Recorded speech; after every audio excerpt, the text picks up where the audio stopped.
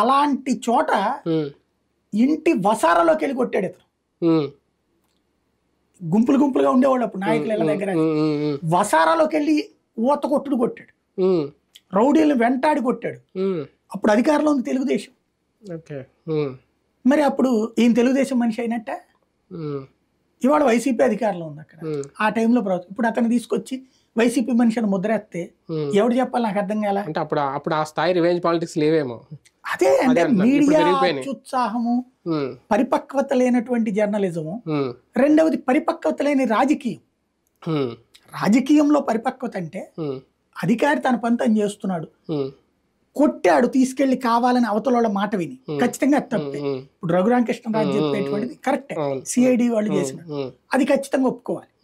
CID వాళ్ళు చేసినటువంటి దాంట్లో రివెంజ్ పాలిటిక్స్ చేసి వాళ్ళ మీద యాక్షన్ తీసుకోవాలి, తప్పనని నేను, అందులో తప్పులేదు. కానీ మామూలు పోలీస్ అధికారులు వీళ్ళందరినీ ఆ రూట్ లో కట్టడం తప్పు అంటున్నా. అదే కాకపోతే అదే రివెంజ్ లాగా వాళ్ళు చూడరేమో అధికారులు. రేపు ఏమవుతుందంటే